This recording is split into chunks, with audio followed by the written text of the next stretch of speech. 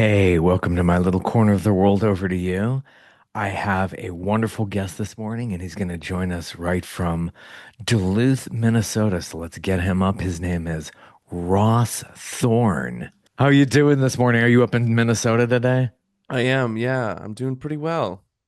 Yeah, I'm a bit jealous of those people who are up north. I don't think you get the heat and humidity quite like we do here in the southeast US. Oh God, no. Yeah, it's right now it's as hot and humid as it gets here, but it's nowhere near what you get. Yeah, I was drenched this morning. I was like, oh my God, I can't stand this. I'm like so jealous of people up north. It's Yeah. fantastic. So, life So in I love it. Minnesota. Yeah. Yeah. Excellent. Excellent. Yeah. So, how's it going up there? It's been a great summer for you so far? Yeah, it's been good. Yeah, weather's been good. We're dealing with some smoke from wildfires right now, but and other than that, weather's been good. I live on the lake, the big lake, Lake Superior, so it's always nice to go down there and just have a huge beach day. Yeah, that's nice. You could actually enjoy summer there. Your 10,000 lakes and all of Mm-hmm. that. Yeah. So Oh yeah. the wildfires, yeah, that's up now. It's always seems to be happening up in Canada. I'm trying to figure out where it's coming from now. It's always in a different area of Canada. Yeah, I'm not totally sure myself. But yeah, the whatever it is, the smoke makes its way towards Minnesota or upper Midwest, and yeah, we get some air quality warnings from that. Yeah, I knew people in Ohio a few years ago were Mm, dealing with that, and somehow it just wafts on down. Yeah, yeah. and especially the Northeast. It's pretty crazy how that Mm-hmm. happens. But wow, yeah, you could smell that. We've had that here in the Southeast as well. Sometimes, like in Florida, sometimes there'd be wildfires, and somehow it would waft from south to north. It was very, very unusual. Doesn't happen Yeah. much. Yeah. Awesome.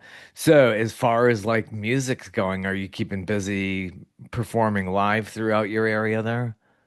Yeah, I'm kind of keeping summer a little bit chill because I've got my album release and a tour in August out west. So I'm and having an album release show here in Duluth. So trying to prepare for that without, making the schedule too jam packed for my sanity, really. I know it's hard work and people don't, I mean, y'all make it look fun and easy and all that, but there's exhaustion with that, with the Oh amount yeah. of, carrying things around, using vans, planes, trains, automobiles, just Yeah, going all over the place. So yeah, that's fun. It's the labor of love and all of that, but it's quite a haul too when you're going from one gig to the next. totally. Yeah. And so like you said, it make people make it look fun. Social media makes everything look like it's Yeah. better than it actually is. And the life of a musician is really just sending a lot of emails and maybe you get time to write music and play songs. It's so true. I mean, like, and Hmm. I'm sure these people who are boomers and older, Gen Xers as well, but like, it's like we didn't have to do this back in the day. Gosh, it's like now you have Hmm. all these other components. You got to compete on social media, got to get on TikTok, Instagram, all of those, Facebook, every one of those, just to Yeah. try to get that out there. You put so much work into that. It's Hmm. like, hey, wait a minute, what about the craft? Yeah, and I feel like it's easy for me to lose sight of that sometimes, but I feel like there's a lot of musicians too that find themselves becoming content creators, quote unquote, um, in a way that's like doesn't seem fulfilling to me. Like you'll look at some of their reels on Instagram or on TikTok, and their most shared things are things that are like not related at all to their music, and it like gets them in front of more people, but then people kind of just view them probably as like meme creators, and that's about it. Yeah, it seems to get lost in that. And it Mm-hmm. almost seems like, okay, yeah, on one hand it's kind of a requirement because you got to get yourself out there. Nobody knows who you are. Mm-hmm. And at the same time, it's like, well, this isn't music, but you're thinking it's going to drive people to the music. But I would be afraid that it would kind of get lost in the shuffle. It's like, yeah, like you said, you're kind of a meme creator. It's Yeah. And maybe it does, like maybe for some folks it does, but I feel like any evidence I see, and I had like a song that was sort of like meme go viral, and it didn't really do much for my music and arts aspect of my career. You know, like I could have been kept making like meme songs, and I think that comedic music's really cool. But it's not really what I guess what drives me.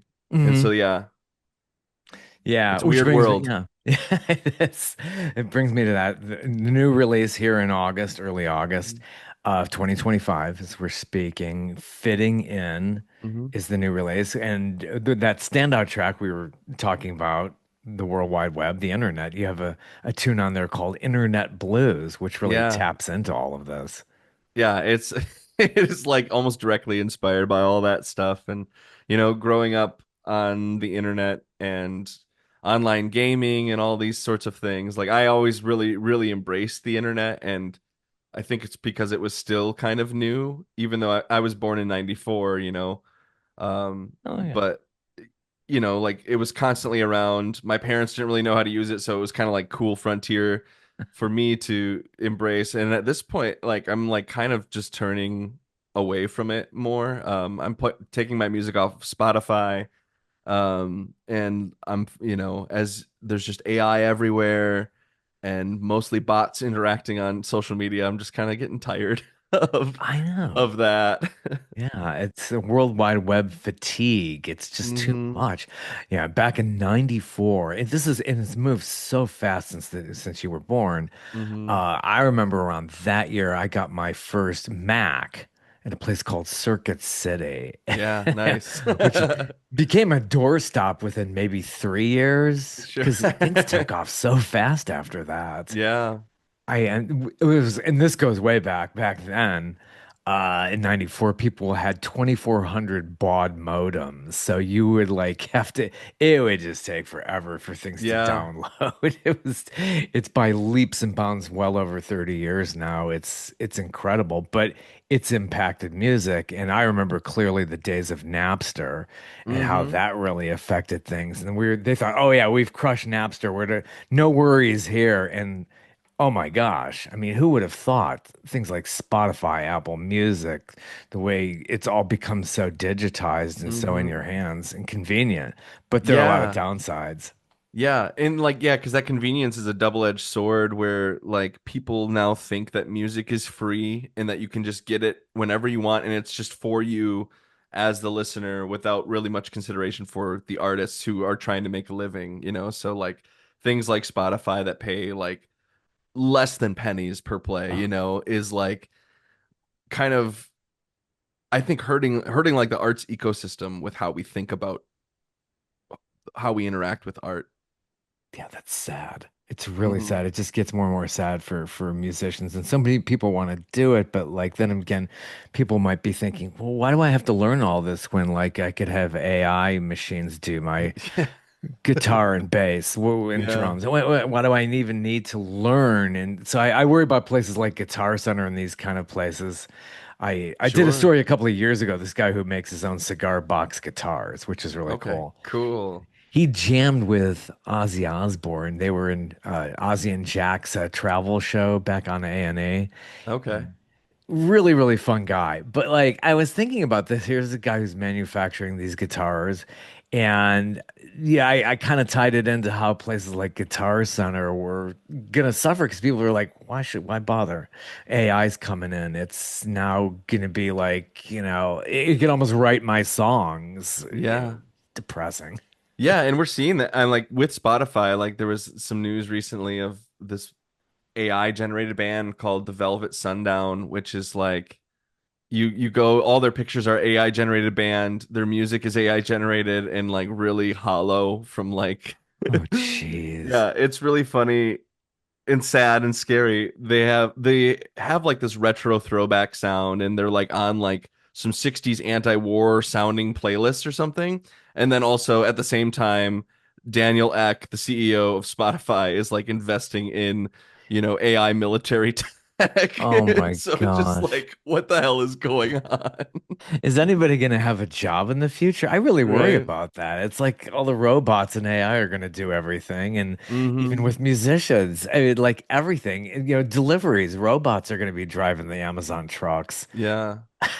It's Yeah. just, Oh, it's It's just in the such a worst way, like because like ideally we're like cool, but you can take away the really poor, the bad parts of like work or some really dangerous things or something like that. But now people are just sort of willfully offloading their creative thought to a machine rather than be like, oh, I can think about this, or maybe I can just learn this. Like I like to dabble in graphic design and make my posters and make my graphics and stuff, and I really enjoy it, and it's fun and it's a struggle, but like you get to learn and you get to get better rather than be like, generate this for me, and then like a wrinkle in my brain starts to smooth out because I am, not really working it anymore. right. The brains are going to become kind of like melons in the future, Hmm. I think, because you say, "Hey, generate my poster for this tour or my Yep. album cover," and it's like there used to be work that went into those kind of Yeah. things. And then it's like, AI, say good morning to my wife for me. You know, I know like they all can do sorts of things. anything. It's Yeah. crazy. What AI can't do, I don't think can do right now is the yodeling that you're doing on this track, Internet Bliss. I don't think it can steal that away from you. That's Yeah. really incredible. Thank you. I'm not really a yodeler, but like, I was really I grew up on the soundtrack of like Oh Brother Where Art Thou. Ah, We were yeah, listening to that all yeah. the time, and like I was really channeling um the Soggy Bottoms boys when they're like in there, and one of the Tim Nelson, Tim Blake Nelson, is that his full name? The actor. He like That's takes his yeah. hand off of his or hat off of his head, and then like it just gives his heart out yodeling, and I was like, that's exactly what I'm trying to do That's here. great. It's great. It's an internet blues. It's just Hmm. yeah, really your standout track here. But how long did it take you to put this project together? Oh man, a while. So back in 2023, I won a grant here in Duluth that the band Trampled by Turtles puts on. And so I got to open for them, and then it came with some days of recording time. And at the time, like I had just released my first album, and I was like, and it can't, yeah, with the studio time, I talked to the studio person at Pachyderm Studios in Cannon Falls. Nick is his name. Um, and I was like, I have no songs because like we were talking about before, where like most of my time after completing an album is spent sending emails and working on these mixes, and I haven't had any creative time or energy to like put into something new. So I was like, give me like a year and maybe I'll have some more stuff. So it kind of took a year to write some of those tunes. Um, and then even up until recording in November of 24, I was still working on some of the tunes and writing some new ones, but we were in the studio itself for like 4 days, and then like the weekend before I had the band kind of come together in a cabin, and we just kind of jammed and hung out to kind of coalesce around the project. So um yeah, and then since then I recorded one other tune on there. The Midwestern Goodbye is the name of the tune, A Midwestern Goodbye. And that was after the fact, and that took a little bit, but that yeah, so it's kind of like been spread across all of these months and whatnot. But Yeah, yeah, good track, mournful and very lovely as they described a Midwestern Goodbye, which is yeah, one of those. You have that placed in the album, and I love the order because people just don't really even think about order in the albums, yeah, and you have this cohesive 10 track, thematic and getting a lot into the personal things too. yeah. That is it's just really woven together very nicely that way. But one Thank of you. your definitely standout tracks, and you have a great cast of characters in this too with your band and some people who have worked on the recordings with you. Very heavy on the violins. And I really appreciate that. You could feel that folky, country-ish feel to Yeah. it. That's Cassandra Sotos, who Yep. Cassandra definitely gets a Sotos. shout out here. Yeah. No, she's wonderful and great to work with, and always does a killer job. On my first record, we actually had a song that like she was warming up to do it on violin, and then I was like just sobbing because it was so beautiful, and I was so tired, and I was like feeling everything. And then so then we added a violin reprise of that tune. It was called Gravedigger's Son and Gravedigger's Rest. But yeah, so she was great. We really leaned string band because I picked up banjo in the past. It's been 2 years now I've been playing banjo. So I wrote a bunch of banjo tunes, and when I was started to learn that, I was like plateauing with guitar, and then it sort of kind of unlocked something for me. So yeah, the fiddle. the banjo, upright bass, and acoustic guitar sort of just all kind of came together for that classic folk sound. Yeah, it's throughout the entire thing. And you have Hmm. one, purely instrumental track on there, Hmm. First Class Wagon. It's just Hmm. that's placed very nicely too within the set too. So you just like, oh, I get this straight on instrumental. Was Yeah, that totally planned, or I mean, it's not just filler. I mean, this is really nicely placed within the project. thanks. Yeah, yeah. It's definitely not like, especially First Class Clown Wagon, like there's a clown aesthetic to this whole thing. Like the album artwork too has me in a tintype in the center of it. Um, and with an illustrated everything around it. So, and I'm dressed as a clown. So yeah, it's an intentional song, an intentional placement. We were kind of going back and forth on where to actually put it, but um, yeah, it's a fun one. And your first single's already out in advance of the album. Starts Yeah, with a Whistler. That is your opening track. yeah, Yeah, it really kicks it off. Baby, that's all I need. It's yeah, yeah. It's a sweet little tune. That's the oldest tune on the record, and it's very John Prine meets Roger Miller, but specifically like the rooster from Robin Hood, the Disney's Robin Hood cartoon, when he's whistling and playing the tunes and stuff like that, and narrating the story. So yeah, that's I really enjoy that tune. yeah, it does has that John Prine kind of feel to that. I'm a Mm-hmm. worm in the grass. I'm the Mm-hmm. moss in the tree. It's just Mm-hmm. yeah, I love those little pieces of the lyric. It just Yeah, thanks. really really goes around very well. Now, have you done some of these live already in advance of the recording? Just sometimes some artists will do that just to Yeah. get the audience feel if they're getting it.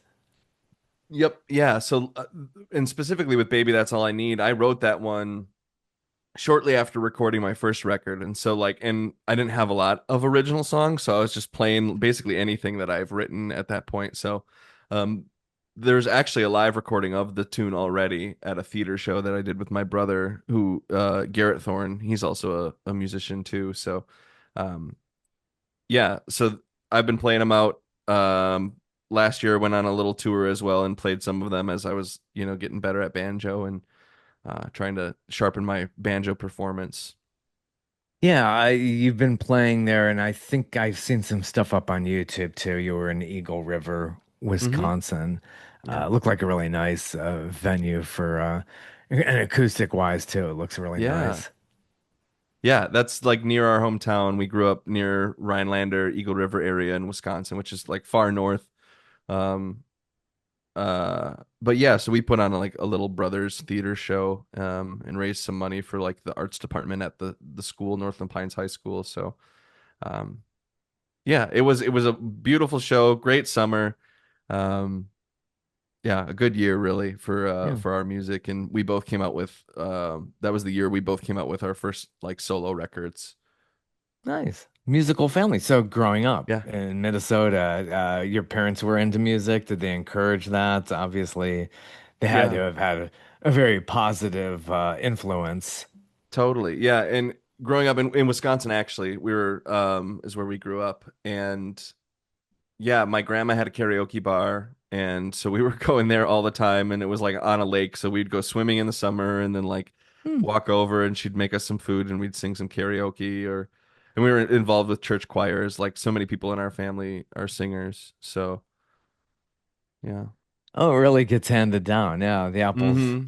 not falling far from the trees there, Yeah, for sure. definitely. So going through school, did you get formal lessons? Was this a lot of playing by ear? Did you learn to read music? Yeah, yeah. We did piano lessons as kids, and I didn't like it. I wasn't as passionate about it as much as I'd probably, now everyone I think kind of regrets dropping off piano lessons when they get older. Everybody does. Yeah, they do. They do. Yeah, at the time I wasn't motivated.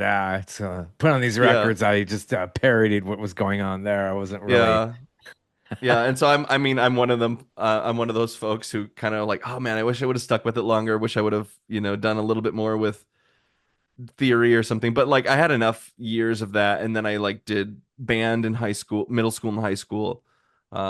and I was like, I actually played drums, and I was the only like percussionist that I think could like really read notes, and so I was always like playing like the xylophone or something like that. Hmm. As much as I wanted to play like the drum kit and like actually like play like a rock and beat type of thing, but um, yeah. So then, but around that time, I was like teaching myself guitar. My brother was kind of learning at the same time too, so we were kind of just jamming and figuring it out. Got some really cheap guitars and noodling around on them. And I started writing songs like in high school and early college. Good. And where did you go to college? Stevens Point, Wisconsin. It's a D3 state school, and then I did grad school in Madison, Wisconsin. All in Wisconsin. So, would had you jumped the next day over to Minnesota? Yeah, my partner got a job up here. We were kind of looking to kind of change scenery a little bit, but not too much, and stay close to home. Kind of a little bit, to stay closer to our parents if they needed us for anything. So yeah. So Minnesota and Wisconsin, like I'm not into sports and people are that's like the thing is like, like the Packers versus the Vikings or whatever. And so I couldn't care less about sports. And so like and in Understandable. yeah, with that respect, like it's so similar. Like the culture is basically the same. We're all like Midwestern folks and yeah. Yeah, that's it's just the culture up there. It's with the pro sports teams. Here in the Southeast US, it's with the college football Oh, teams. yep, that makes It's sense. oh my gosh, it's just total religion. It's like I just don't care about anything that's Yeah. people are hitting a ball, catching a ball. I like cycling and running. It's Nice, like nice. I don't get the whole pickleball or tennis thing either. Like Sure. I think you Yeah, gotta hit the pickleball's ball. taken over.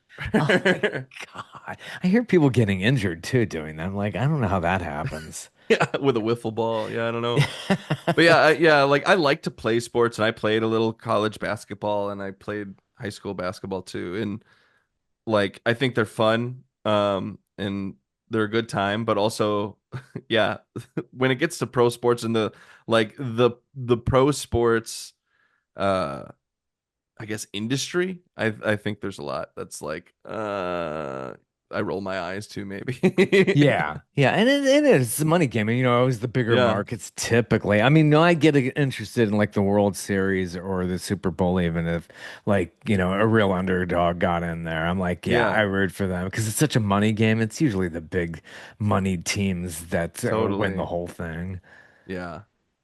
Yeah, very, very disappointing that way. But yeah, Yeah. music's a whole different other thing. Sometimes it meshes. I mean, hey, people play halftime at the Super Bowl. It's like Right. Yeah, absolutely. so it kind of gets in there. But yeah, so going through there and how long have you been in Minnesota now? About 7 years now. Yeah. Yeah. Yeah, that's a really conducive place to be inspired and to create, like as if, Prince was the big thing there. Yeah, absolutely. Yeah, I love that. And the history of music in the Midwest and in Minnesota specifically too is, there's Bob Dylan, there's Prince, lots of great bands from around the cities and in Duluth and great artists. And particularly too, one thing that like you don't really hear about unless you're on the art scene like in Minnesota is that like the state funding for grants for artists is like so great. Like it's like tenfold any neighboring states that they put towards their arts communities and like grants and artists and funding. Um, it's kind of astronomical compared to that. So like it's really great to be able to be in a state that cares about that and like puts their money where their mouth is. Like we like to support the arts and we like to support our artists. So it's a really great state to be inspired and to like actually fiscally uh, sustain being an artist. Yeah, that's very true about Minnesota. It's much different than a lot of these other states. It's Hmm. lucky to be there in that sense as Yeah. well, really supporting the arts. So your band and everybody who you got together, do you have like long, deep roots with the people who especially have played on this latest project?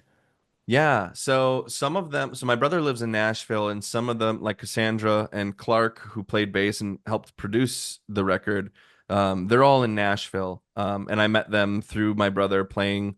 music down there once in a while and just hanging out.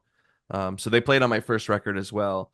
But then they came up for this particular recording. And then Ian and Jacob, they're both Duluthians, so they're on bands around here and play a lot of music full time. So, and I kind of wanted to make sure to bring some local folks, with me and to connect with some old friends, and had a couple other folks sit into the Spine Stealers from Madison, Laura Sellner from Duluth, and Kyle Orla from Duluth as well.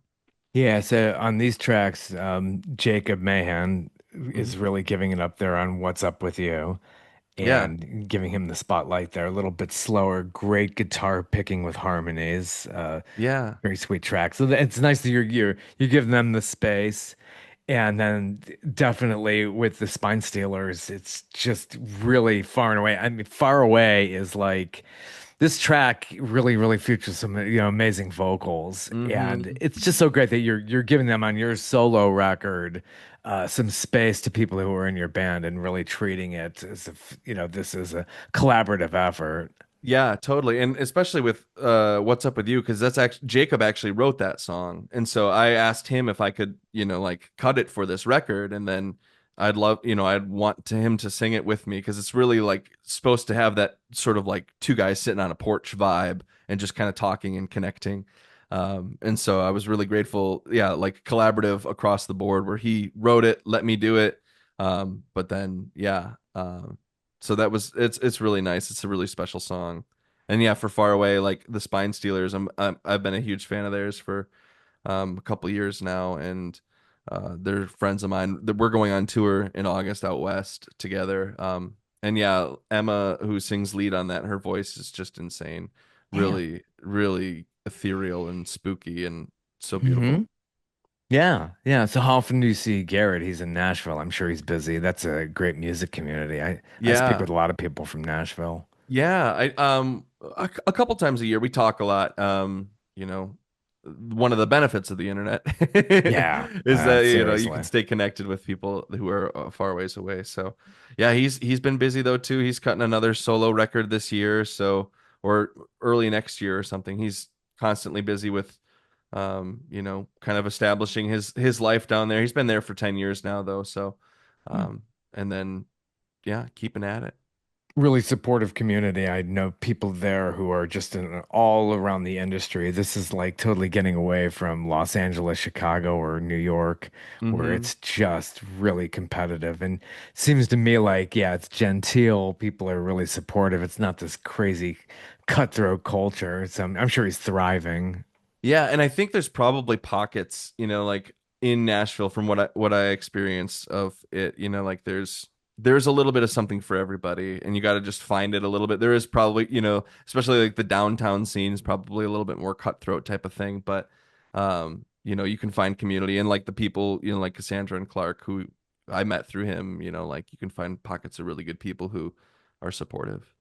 Yeah. So I'm gonna release this as we're speaking, probably around the time you're releasing your album, but you seem to be probably excited about your performance, which will be at locally there in Duluth. You're gonna, Hmm. I suppose, premiere a lot of those songs, which is August 6th, 2025, at Bent Paddle Hmm. Brewing in Duluth. Sounds like a really nice place. So Duluth sounds like a nice, does it have like a quaint, nice little downtown where your place like Bent Paddle is at? Yeah, well, Bent Paddle's not downtown, but yeah, there is. It's kind of a weird city. There's like two park or like there's the downtown area, a couple little neighborhoods that have some decent venues, and this one is in Lincoln Park, and it's a little bit more walkable, and really nice though. Yeah, but yeah, like as far as like the scene goes and stages and sound folks, like Bent Paddle is a brewery, and they do a lot for having good community accessible music. So it's going to be a free show, um, so that as many people can come to it as possible. And yeah, debuting a lot of these songs and full banding it, and it'll be great. Which I Really looking think a forward nice to it. little sing along would be Pick a D Day. Oh yeah, That yeah. Really, really folksy. Now, this harkens back to all the folk people who I grew up with, the Peter, Paul, and Marys and people like Mm-hmm. that. It's just something that could have been out of that movie. I don't know if you ever saw A Mighty Wind. Oh Uh, no, I didn't. it's kind of like you familiar with the Christopher Guest movies like This Is Spinal Tap? Yes, And those yes. kind Mm-hmm. of, he did this thing. He explored the through his lens the world of folk music. Okay. It was about these fictional folk bands and That's fun. acts. Yeah, I'll It's, have to. I'm gonna I love write that it. down because that sounds really good. You have to see it. A Mighty Wind. A Mighty And Wind. Okay, Harry Shearer, this wonderful comedian, is in it. It's so good. It's I'm it writing it definitely down. A Mighty Wind by Christopher Guest, who's just this genius. And yeah, he did Spinal Tap and a few other films. Best in Show, where he was doing a thing about dog competitions, Oh like the gosh. Westminster Dog Show. It was like a parody, a skew. Right. It's Yeah, hysterical. that's Really, really great. funny stuff. And Pickady now, Day. Yeah, great yeah. song. Thank you. Yeah, yeah, that'll be a fun one. And I think it's pretty melodic. And that like little catchy chorus type of thing is definitely something that people can get to. Um, yeah, I'm stoked. Yeah, yeah. It's yeah, really great. And when you go through the album, it's just it's got many great tracks, but your most personal is your title track, Fitting In, which I Mm-hmm. think now this kind of thing and this kind of goes in with the whole theme of the project is like the whole idea of fitting in Mm-hmm. and you explore that. It's a nice long closing track to the Yeah. album. Yeah, I didn't intend it to be that long. It was, I didn't, it's almost 8 minutes, and I didn't Yeah. set out to write an 8 minute song. And I think if I did, I would have failed miserably if I tried to do that. But yeah, it was like, that was one of the tracks that wasn't done by the time we went to the studio, but I knew I wanted it to be the title track and to have the whole project named after that. So I was, I'm the themes of it are surrounding, like you said, fitting in and not fitting in. Really, it's more about how I don't typically fit in. And I'm a very large person. You can't see it because I'm sitting down and we're on a screen, but I'm 6'8". Huh. So like, if I walk through that doorway, if I'm like on the up step, I will hit my Uh, head type of thing. And I'm wow. like, yeah, right. And I'm constantly reminded of, that fact that my body is not normal, quote unquote, that it's, the rest of the world is not built to my specifications. Whether it's like I go to a bathroom and I look in the mirror and I literally can't see my own face unless I like crouch down. Yeah. So yeah, it's a lot to wrestle with, and it's like people think it's mostly a great thing to be really tall. And a lot of, I think in sports, like we said, it's Yeah. great. Yeah. In Really great sports. for, yeah. But outside of that, like I have to pay extra to get a seat that I'm not in pain in on an airplane. I have to get Wow. preferred seating type of thing, and people think that that's a luxury, but it's sort of just a necessity for me. Uh, so yeah, it's like, trying to grapple with a lot of that stuff as I move through life, and show kind of empathy, and like not only to show that side, but also to in solidarity with other folks and other Hmm. different identities that like are on the margins of society, and society constantly reminds them that they're not quote unquote normal. There's lots of us who are not quote unquote normal, and that's you know Yeah. it's nothing to be ashamed of. Yeah, absolutely. I mean, and I think it's hard growing up. It really is. We had when I grew up, I had a friend who was 6'5" by the time I think he was in fifth grade. Oh gosh. And me and my friends were young movie makers, and Nice. one of the movies we always put him in it. In a lot of the movies we did as like the Jaws type character who you'd see in James Bond. I don't know if you've seen Yep. that franchise, but Mm-hmm. the Jaws character in those movies, we kind of like said he was perfect for that, and I was like the kind of the lead, and he'd be tossing me around and stuff like that. But yeah, I Yeah, mean. It was very, it's tough growing up. And kids, oh, the 70s and 80s, they were so cruel. They really sure. were. And Yeah. it affects you so much of your life. And I think in more recent years, we've become so much more aware of like everybody's different. We should embrace what we have. Yeah, I think Hmm. that's really important. And this is the kind of the theme through what writers like you are doing is just Yeah. like it's okay, we're we're all different. Hmm. Totally. Completely fine. So putting this together, did you do a lot of overdubs? You went to studio there in Minnesota? Yeah. So Pachyderm Studios, in Cannon Falls, Minnesota, it's a pretty like fabled place. Like Nirvana recorded In Utero there. Hmm. And there's like lots of other big projects there, but that's sort of like one of the flagship ones. And it was great. Nick, who is the main engineer there and sort of manages the studio, is such a great engineer. He's like literally just an angel, and is so talented. But the room is really set up for great live recording. So we did mostly live recordings, and like trying to fit that like string band vibe. Like we tried a couple different things of like let's separate and let's see how we sound. If we're a little bit more isolated, but we can hear each other. And then what we ended up sort of just gravitating for towards like the instrumental track is like let's play around these old one mics, and then like just feel it out, play it together. So, um, yeah, limited overdubs, but mostly live takes, which is Hmm. really fun and kind of a challenge, especially compared to my last record, which was uh mostly overdubs and like kind of systematically, foundationally laid. Um, but yeah. Yeah, sounds like fun. I have to ask this one track called "I Lost My Voice in My Accordion." Yeah. Did that really even happen? No, no, yeah. So the full title of that is a mouthful. It's I lost my voice in my accordion, but I still know how to polka. Um, and being from Wisconsin is like polka is like everywhere. Uh, And like I grew up in a really like a small Polish town. And so like polka is at every single wedding. There's a polka, like the Catholic Church has a polka mass, you know.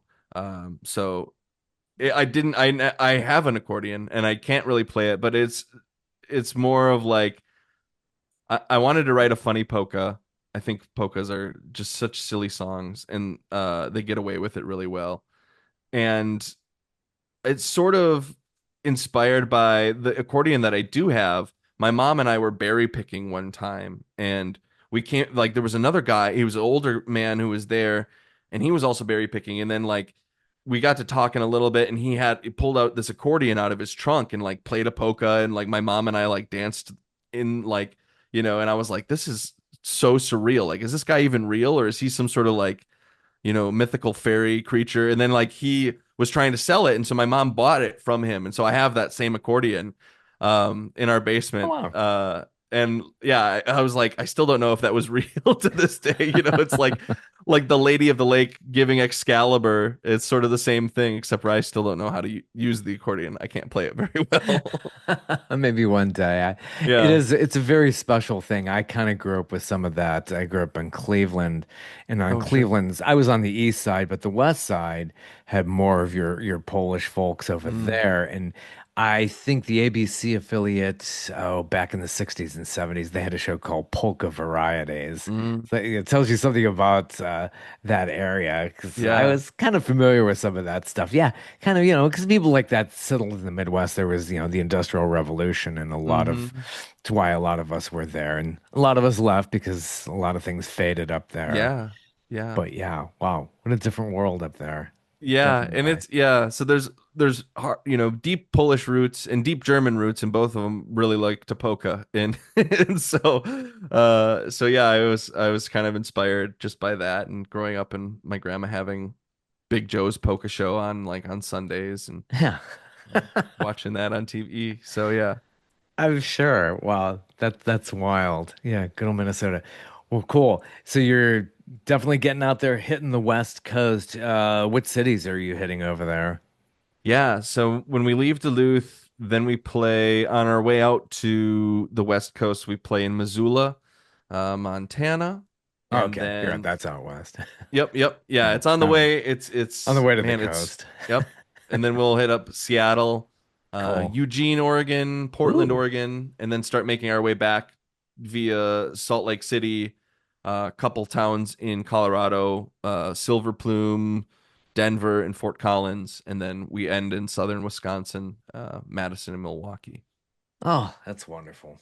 Yeah, I it'll could be a take a good little trip like run. that. Yeah, Yeah. especially in the summertime. I think that's a Hmm. great way to. I mean, I know it can get hot and dry out there too sometimes, but a way to escape the heat at this time of the year. It's just be nice to go up to Seattle. Yeah, that's what I'm hoping that too. That it'll be kind of nice, a little bit cooler. Yeah, we'll see how we fare in Salt Lake City, which I hear gets pretty darn hot in the summer. So Yeah, it's a dry heat, but it's still yeah, hot. It's still hot. yeah, I've been in Vegas when it was like, yeah, oh yeah, it's in triple digits, but it's a dry heat. I was like, I'm still baking out yeah, here. right. You can say it's dry all you want, but I am sweating my ass off. Exactly. Well, thanks for dropping by. It's a pleasure. Best wishes. Hopefully, I'd love to see you come down here to the Atlanta area, but yeah, I know Yeah. that's tough to do. Lots of travel. It can get kind of pricey. Yeah, well, yeah, we'll see. I'm looking at some things for next year just to see what kind of because I'd love to make it out east. I got some friends who play music like in North Carolina and stuff like that. So maybe Hmm. kind of do this like little loop or something. Yeah, they'd love to see you at Eddie's Attic. I keep promoting that kind of place. It's a small club in Decatur, Georgia. Oh, cool. Those kind Nice. of your kind of acts, like a lot of folk musicians play there. It's Oh, yeah, nice. really great venue. But yeah, thanks for stopping by. I really had a great time speaking with you. Yeah, thank you, Bob. Take care. Have a good All one. right. Best You wishes. too. Bye bye.